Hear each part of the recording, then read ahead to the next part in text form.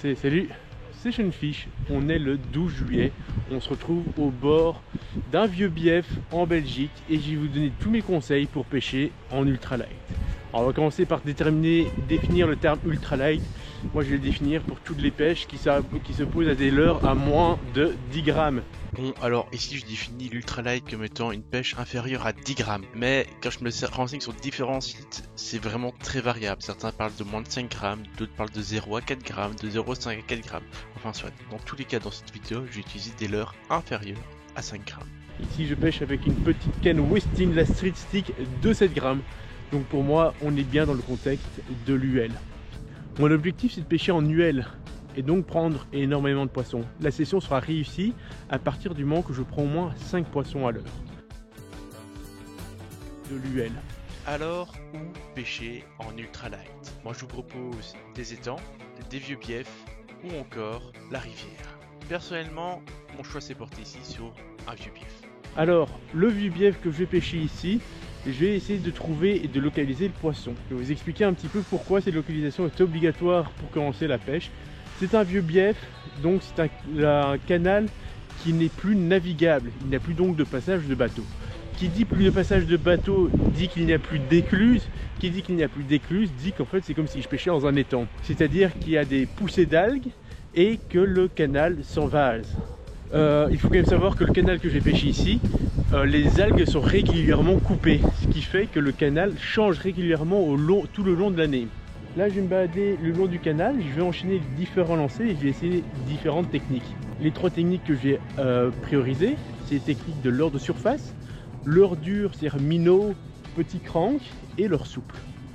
La cuillère c'est quelque chose qui n'a pas vraiment fonctionné sur ce genre de bief en général, donc j'insiste pas trop sur la cuillère. On va parler un petit peu de structure. Est-ce que vous voyez des structures ici? Moi j'en repère plusieurs. La première structure qu'on voit, c'est assez évidente, c'est la bordure. C'est la première zone que je vais pêcher. La deuxième structure assez évidente, c'est la surface de l'eau. Ça représente une zone assez intéressante. Et la troisième structure qui n'est pas visible à l'heure actuelle, parce que l'eau est assez foncée et parce que les algues viennent d'être coupées, justement, il y a 3 jours, les algues étaient encore présentes ici, c'est les algues, justement, les herbiers qui sont intéressants à pêcher. Ici, je me trouve dans une condition inconnue avec de l'eau qui n'est pas terrible. À mon avis, je risque de ne pas prendre du poisson aujourd'hui sur ce secteur. C'est-à-dire que je dois me déplacer pour trouver une zone plus viable, de l'eau plus claire, encore la présence d'algues ou une activité quelconque visuelle dès le départ. Vous aurez pu le constater, je pêche avec des lunettes de soleil. Quand je pêche en UL, je pêche avec des petits grammages, je fais des petits lancers en général. Donc je vise la courte distance et sur cette courte distance, j'espère voir des poissons à vue pour me donner des indices assez intéressants. Enfin soit, je ne vais pas vous faire patienter plus longtemps, on va commencer la pêche. Bon, pour vous représenter un petit peu cette idée de structure et ce que j'ai envie de pêcher.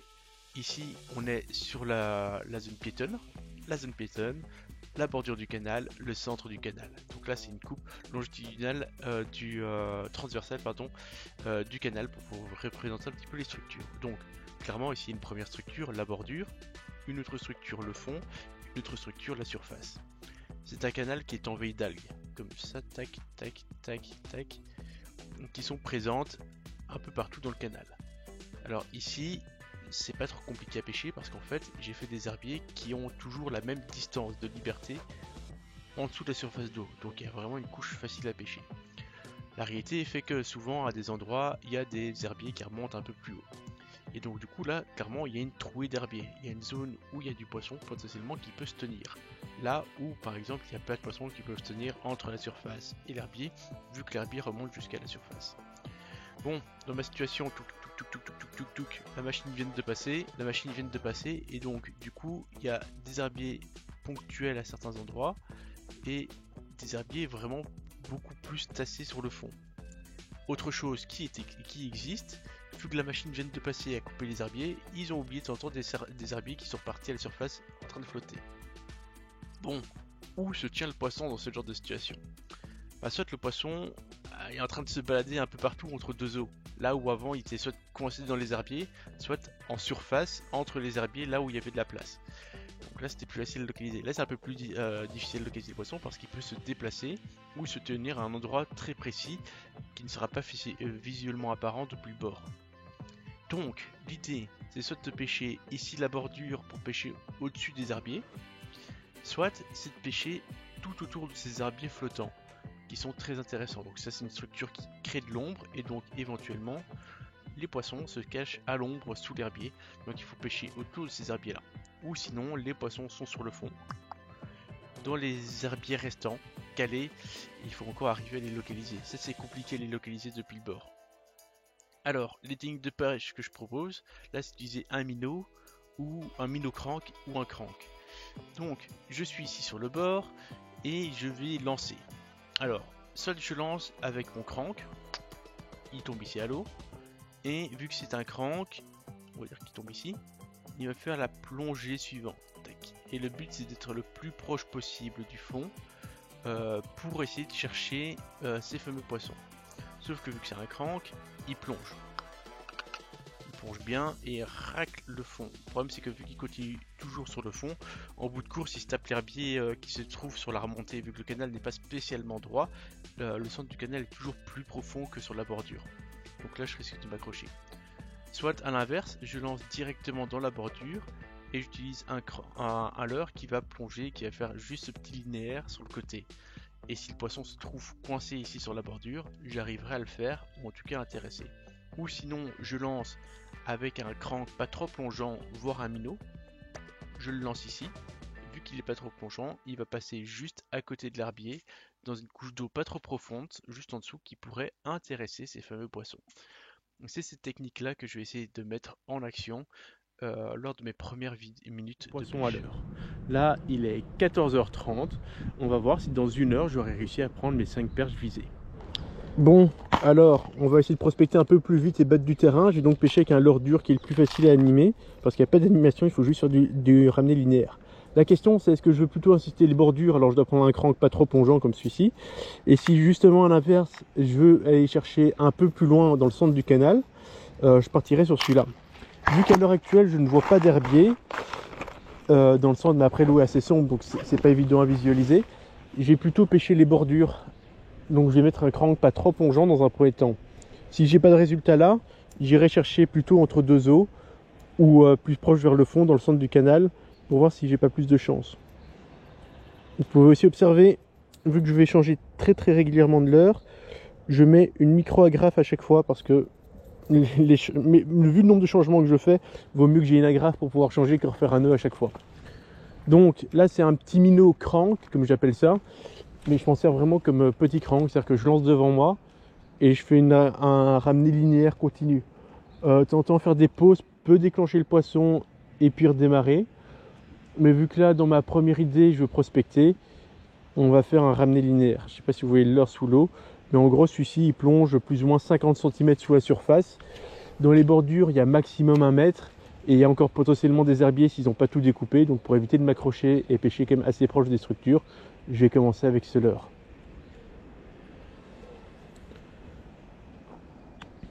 Hop là, premier indice, une perche qui a suivi mon leurre.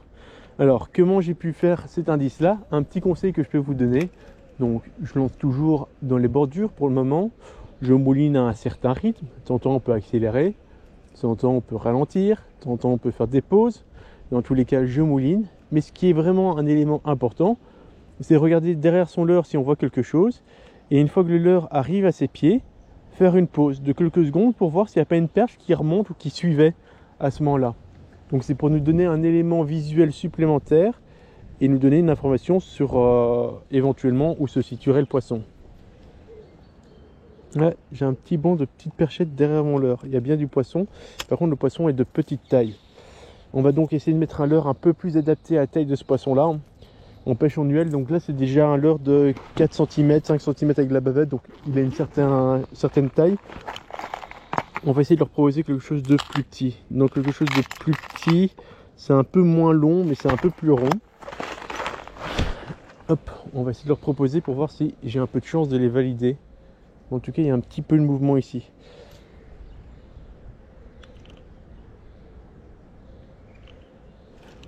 Il y a une belle perche qui a attaqué mon leurre, mais qui s'est ratée. Commence à avoir un petit truc. De temps en temps, il faut aussi adapter un petit peu le coloris. C'est pour ça que j'ai toujours au moins 2 coloris sur chacun de mes leurres. Après, un détail qui est aussi important, mais une fois que les perches ont suivi 3-4 fois, même des leurres différents mais qui ont suivi, elles sont de moins en moins actives sur la zone. Donc il y a un moment où il faut laisser reposer la zone et revenir plus tard. Même si ce genre de petites perches sont souvent des bancs très mobiles. Et donc si vous revenez plus tard, il y a de fortes chances qu'elles soient décalées. Allez, je change encore de technique. Et là maintenant je vais passer au leurre souple. Mais j'ai une petite préférence pour commencer sur une petite croc. Parce qu'en général j'ai des bons résultats ici sur la croc. Donc je préfère essayer la croc que le shad dans un premier temps. Même si le shad reste dans mes pensées pas très loin. Je pêche en UL, donc petite croc, ça c'est une croc de 40 mm. Sur une petite TP, une TP de 2 grammes. Donc on reste sur quelque chose de petit. Alors l'animation, ça c'est tout un art. La première chose, c'est, comme je vous l'ai dit plus tôt, je ne peux pas pêcher sur le fond. Donc je suis obligé de mouliner assez vite, enfin mouliner assez régulièrement pour ne pas toucher le fond et pas encrasser mon leurre qui le rendrait impêchable. Première façon de faire, c'est de pêcher sur un doux linéaire qui permet de déclencher les poissons de temps en temps. Une autre technique, regardez, là j'ai fait une pause un peu trop longue à mon avis et j'ai déjà ramassé une petite algue sur le passage. Autre technique, c'est de pêcher dans les trous d'herbier et tout ça normalement, mais là je vais le faire péno. Donc je prends contact avec mon leurre, je le laisse descendre, 2 petites tirées, je mouline, petite pause, et je fais des petites tirées et je fais une pause. Ça me permet de pêcher en dents de scie, c'est-à-dire que j'ai une phase assez lente à la descente. J'essaie de me rapprocher le plus possible du fond sans toucher le fond. Et mes petites tirées permettent de faire 2 choses. De 1, éventuellement ferrer, parce que je ne sais pas spécialement si à la descente, vu que je pêche en léger et qu'on pêche des petites perches, si je suis un peu loin, s'il y a un poisson derrière ou non. Et il me permet aussi en même temps de faire une action de fuite. Si le poisson est derrière, donc là je fais une pause, on imagine le poisson est derrière, petite action de fuite, et c'est possible que juste après la fuite j'ai une touche. Donc c'est pour ça qu'il est important de changer ces animations. J'ai encore eu des suivis de petites perches là tantôt sur mon crank, et donc j'ai essayé de voir si un petit leurre souple qui a une présentation un peu plus naturelle pourrait pas les valider. Oui, je suis passé sur le leurre, une petite larve encore. Enfin, l'autre c'était une croc, mais c'est une larve. Elle c'est un peu le Gottshir des leurres, hein. Franchement, elle valide plein de poissons. J'ai déjà fait plein de poissons avec celle-ci. On va voir un petit peu ce que ça a donné aujourd'hui, mais il y a des fortes chances que ça fonctionne. Au coloris assez naturel, et on va animer comme je faisais juste avant, donc pause, 2 petits coups. Et j'ai assez confiance sur cette croc, sur cette créature. Elle a l'avantage en fait d'être, donc là elle est plombée en 3 grammes je pense. Donc en fait elle est un peu plus coulante, et donc du coup ça permet de faire une pêche un peu plus de réaction. Pourquoi je vais faire une pêche un peu plus de réaction? Les perches qu'on a vues jusqu'à présent qui ont suivi mon leurre, ont suivi mon leurre justement. Et ce que moi je veux essayer de faire, c'est arriver à les déclencher. Et cette pêche de réaction peut peut-être tenter de déclencher l'attaque réflexe sur une perche un peu suiveuse. Donc c'est pour ça que je replombe un peu plus mon leurre pour essayer de déclencher un peu mieux le poisson. Et vu que je pêche un peu plus lourd, je vais pouvoir aussi pas juste me limiter à cette pêche de bordure que je fais depuis le début, mais je vais aussi pouvoir aller pêcher un peu plus loin pour voir si j'ai pas un peu plus de chance. Toujours faire une pause pour voir s'il n'y a pas de suivi. Rien. Hop, on fait un lancer devant soi. Tac, et je constate qu'il y a un herbier aussi devant moi. On va essayer de passer à côté et essayer de le pêcher correctement. Vu que je pêche un peu plus loin, je en profite pour faire une pause un peu plus grande aussi, pour essayer de pêcher un peu plus creux.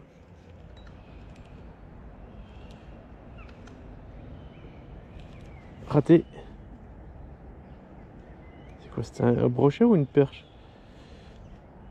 J'ai vu une belle ombre sous mon leurre qui a tapé, mais j'ai pas ferré. Comme un con, j'ai pas ferré.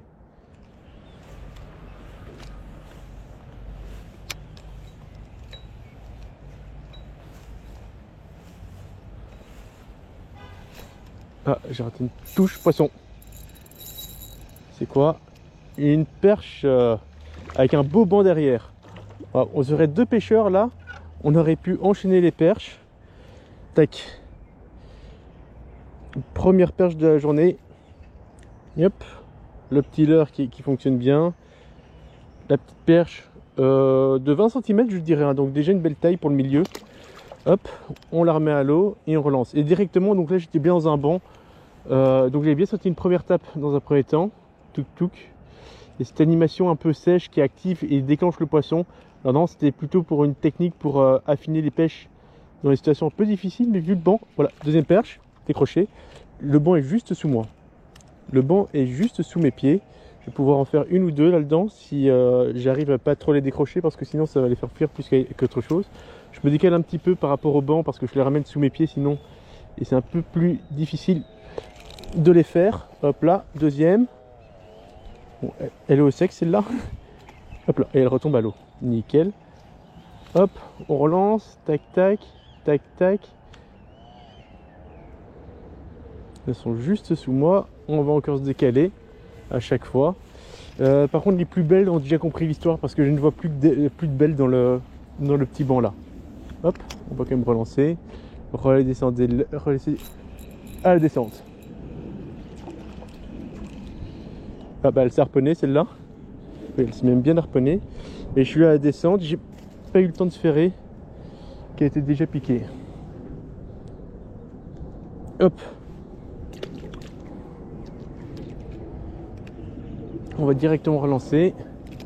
Si elle prend la descente, c'est qu'elles sont vraiment déjà très agressives. Hein. Et donc voilà, sur un banc, il y a moyen de faire 5-6 poissons facilement.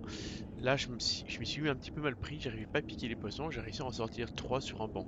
Donc l'idée, c'est vraiment de se déplacer et espérer tomber sur un banc de poissons actifs. Et surtout ne pas hésiter à se déplacer parce qu'au fur et à mesure qu'on fait des poissons, vu que là en plus j'utilise pas de pourriche ou d'épuisette pour stocker le poisson, la revenir dans le banc, ça va diminuer l'agressivité des perches au fur et à mesure. Mais en plus, le banc se déplace. Une fois que j'ai pris un poisson, le poisson que je ramène au bord, le banc de perche suit ce fameux poisson. Donc après, c'est important de se décaler dans la bordure pour avoir une assez grande distance pour animer son leurre. Enfin voilà, ça c'est ma petite astuce. Ensuite, bah ici, comme vous avez pu comprendre, j'ai plus fait de poisson sur ce petit banc là, je me suis déplacé un peu plus loin. Oh purée, je viens de manquer une belle perche de 30 plus et j'étais même pas en train d'enregistrer. Je sais même pas si la précédente était vue. Donc ici je pêche assez en vertical, je laisse mon leurre descendre et j'anime un petit peu lors de la descente pour essayer de reprendre contact avec mon leurre vu que je pêche très léger et éventuellement ferrer un poisson. Ça commence à m'embêter cette histoire, hein. Moi je fais plus rien là. Hein.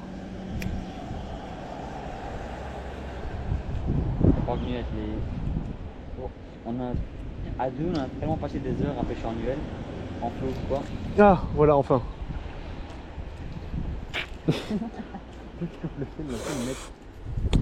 Elle fait son 20 de plus celle-là, hein, en plus. C'est l'attitude de la session pour l'instant. Voilà. Je suis même pas sûr qu'elle fait 10. Je suis même pas sûr qu'elle fait 10. Son leurre fait 4 cm, le poisson fait 9 cm. En fait, je la mets pour le film original. Le même leurre. Celle-là. Mec, elle a sauté de l'eau carrément.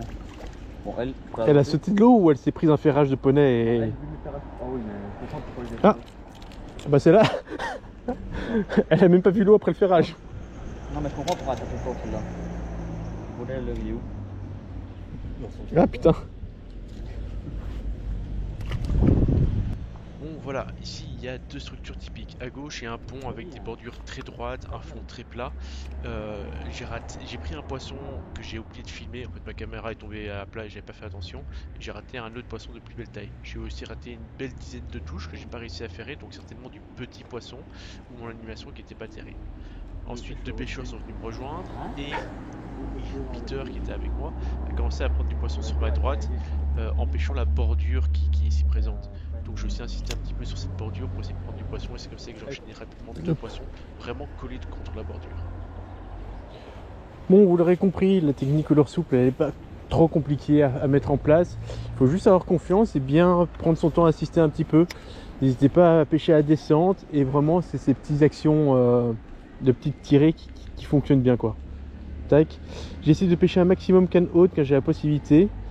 C'est-à-dire que quand il n'y a pas trop de vent, plus il y a du vent, plus j'aurai tendance à pêcher moins canne haute, etc., etc. Les bordures est vraiment une zone de choix, de prédilection pour la pêche. En tout cas, je pense que la technique aujourd'hui sera principalement du leurre souple. Peut-être qu'en se déplaçant, je vais peut-être trouver une autre zone, une autre technique. Mais là pour le moment c'est vraiment la technique qui sort, c'est leur soupe sur cette petite créature. Et les autres coloris se sont moins démarqués. Change tous les 15 minutes, plus ou moins. Toutes les 15 minutes. Effectivement, elles sont en surface. En fait, tu fais 2 leurres. Enfin, tu fais 2 leurres. Voilà. Ah bah regarde. Elle a bien engamé là, hein. Ouais. Petite coquine. Allez, rends mon bibi Louis.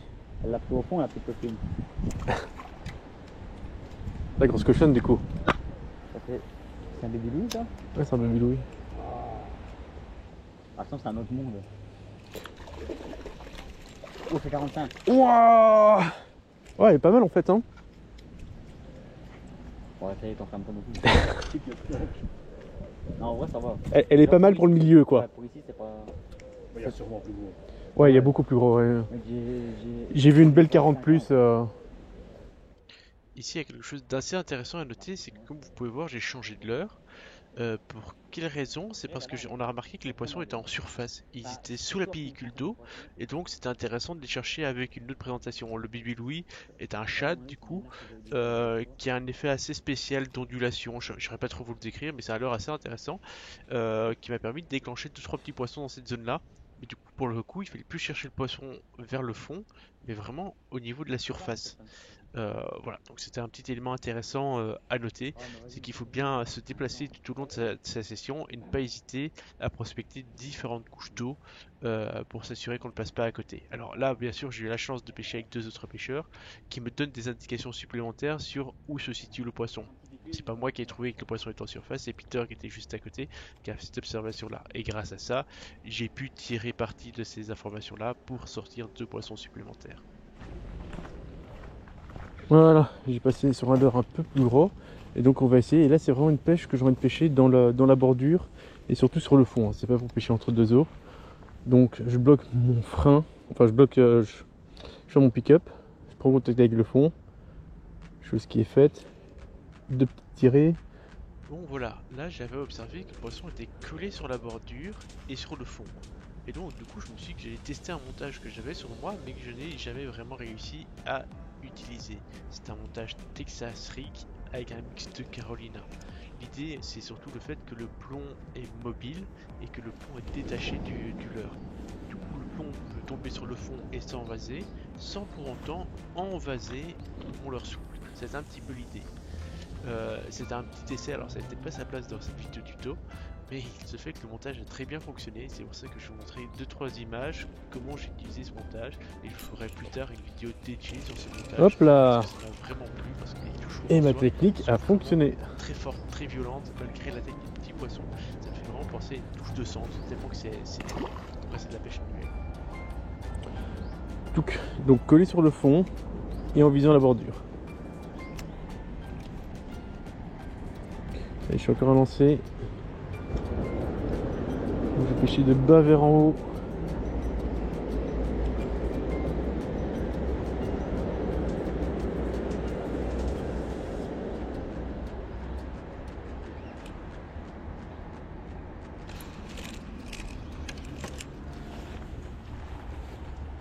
Tu vas le rejeter comme ça. Ah putain, elle s'est attrapée à mon fil. Est-ce que j'ai tout réussi sur ce release? Pas du tout. Non, je pêche ouais, Carolina Texas. Non, c'est Carolina.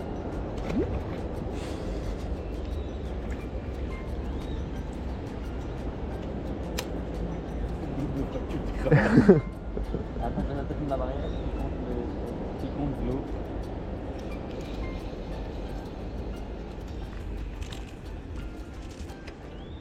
Alors, je peux essayer de faire une touche avec le montage là. J'ai jamais essayé. Ouais, Ouais, pour voir à quoi ça ressemble. Ah. Ouf. Elle fait 15 cm. Ah ouais, ça va. Ça, c'est correct. Ouais, non, c'est correct. Hein. Encore une fois pour le milieu. Hop là, bah, j'aime bien ma petite technique là. Ouais. J'ai jamais rien compris. Première fois que je valide Je n'ai jamais rien compris. ce montage. Mais j'allais lancer.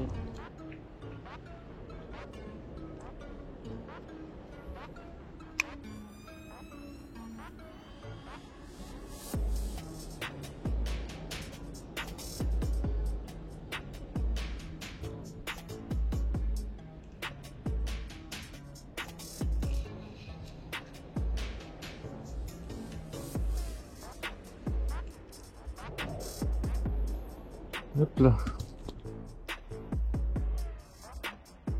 Par contre, ça va être drôle pour la décrocher. Hop là, ça va.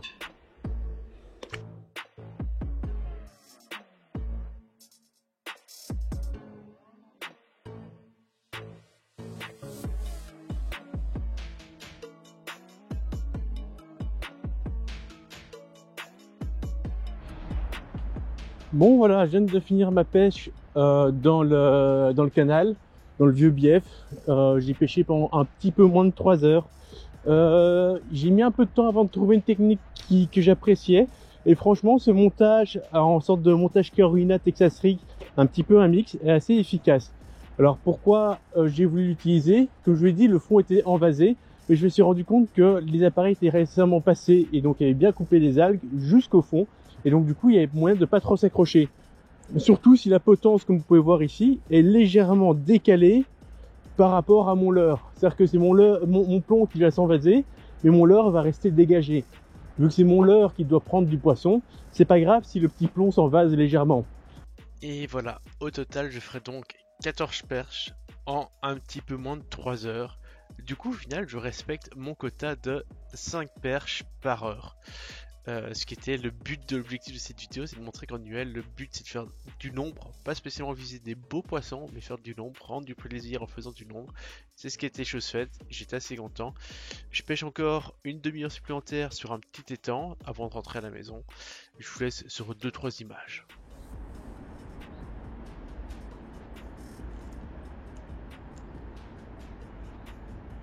Poisson, hop là, une perche qui m'a cueilli, juste quand j'ai dégagé mon leurre. Hop là. Hop, changement de leurre, je passe sur un chat, je vois un petit peu de mouvement sur ma gauche, je me suis aussi...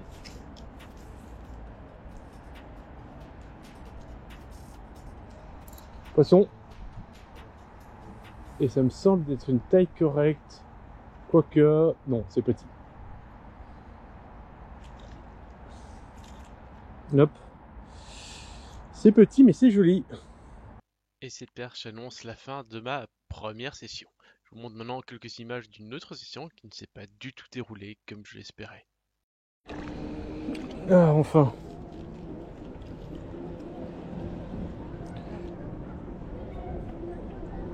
Hop là. Première. Petit leurre métallique dans la bordure. Pause. Alors la perche que vous voyez là, c'est une perche que je fais après 3 heures de pêche. Catastrophique cette session. 3 heures de pêche, pas un poisson. Et le seul poisson que je fais, j'avais pas la caméra qui était en train de tourner au moment de la touche. Donc double déception. Ça c'est un poisson, un des rares poissons que je fais au jig métallique. C'est-à-dire que je pêche en temps de scie pour arriver d'animer. C'est vraiment ma solution de dernier recours en général. Par la suite, Peter m'a rejoint. Je n'arrivais pas à enchaîner les touches, j'arrivais pas à trouver le poisson. Peter m'a montré cette technique pour toucher du poisson au leurre souple. C'est une leçon que je vous ai présentée partout dans la vidéo. Oui.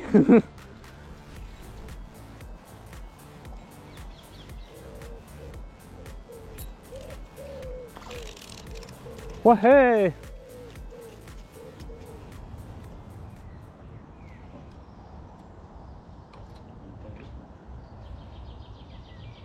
Ah ouais. Oh, poisson. Wow. Bon, je me permets. Ouais, vas-y, vas-y. Oh là là. Ça, je demande. Voilà, c'est bon. En plus, j'étais en train de... Enfin, je voulais te dire, c'est vraiment là que j'ai raté le pike l'autre fois. Ah ouais, ben là. Il est pas énorme, mais c'est ma putain. Hop là. Bah putain. Je suis pas mécontent là. Et je l'ai vraiment pris en bordure de gueule. Hein. C'est vraiment... il là. est même pas pris en gueule limite. Ouais, il est même presque... Oui, c'est vrai que je l'ai quasi harponné. En fait, il a reconnu, c'est ça. Il m'a fait une chandelle dans l'épuisette là. Bon, il fait quoi à ton avis? 40, 45. Ouais, moi j'allais dire même 50 hein. Ouais, peut-être 50. Certainement pas plus hein, mais c'est déjà ça. Bon, je vais ouvrir mon épuisette et je vais le remettre à l'eau. Mon pick-up et je vais le remettre à l'eau parce que le fil est bien coincé dans l'épuisette. fait ma pêche. Hop là, il est reparti comme une balle. Ah sympa, il m'a fait un petit combat en plus. Mais je n'osais pas serrer le frein dans le combat parce que Ouais, non, vous pas. avec un brochet, il vaut mieux profiter du frein justement pour pas se faire couper quoi. Surtout plus le brochet est petit quoi. Et voilà un poisson qui était clairement pas recherché. Un beau brochet de 50 cm pêché en UL. C'était pas du tout la cible, mais ça fait toujours plaisir. Et c'est l'avantage de l'UL, c'est que de temps en temps on peut tomber sur des très belles surprises. Alors là c'était une session de 3 heures où j'ai rajouté une demi-heure supplémentaire. Sur demi-heure supplémentaire je sors 2 perches et un brochet. Donc demi-heure réussie, session compliquée. Mais comme je vous ai dit, l'objectif de l'UL c'est de faire énormément de poissons. Donc je suis un petit peu hors sujet, mais quand même très content d'avoir pris tous ces poissons. Il y a deux choses sur lesquelles je n'ai pas insisté à travers cette vidéo, c'est les leurres de surface et les minots, ou les leurres dures crankbait. Pourquoi? Tout simplement parce que les poissons n'étaient pas intéressés pour le moment à travers ça. À la même époque, l'année passée, le leurre de surface fonctionnait très bien, mais la météo était complètement différente. Tout ça pour vous dire que la météo a un impact assez important sur la session et qu'il ne faut pas hésiter à fréquemment changer de leurre, se déplacer le long des bordures et vraiment continuer à observer grâce à ces lignes polarisantes. J'espère que vous aurez appris pas mal de choses à travers cette vidéo et je vous rajoute dans la description une vidéo supplémentaire d'une session faite au leurre de surface à la même période l'année passée. Comme ça vous donnera une approche différente de comment on peut aussi pratiquer la pêche dans ces biefs. Si vous avez aimé le contenu, surtout n'hésitez pas à me le dire à travers les commentaires, parce que là c'est une vidéo vraiment différente de ce que je fais habituellement. S'il y a des choses manquantes que vous aurez aimé avoir en information dans la vidéo, n'hésitez pas à me le dire aussi. Je referai peut-être une deuxième vidéo complémentaire pour donner un maximum d'informations, pour essayer de compléter cette vidéo et avoir quelque chose d'un peu plus précis. Et sinon la meilleure chose pour me remercier de ce travail, si vous avez apprécié la vidéo, c'est tout simplement de vous abonner et de laisser un like. Je le dis très rarement, mais de temps en temps c'est bien de le rappeler quand même. Et sur ces amis, moi je vous dis salut et à la prochaine. Bye.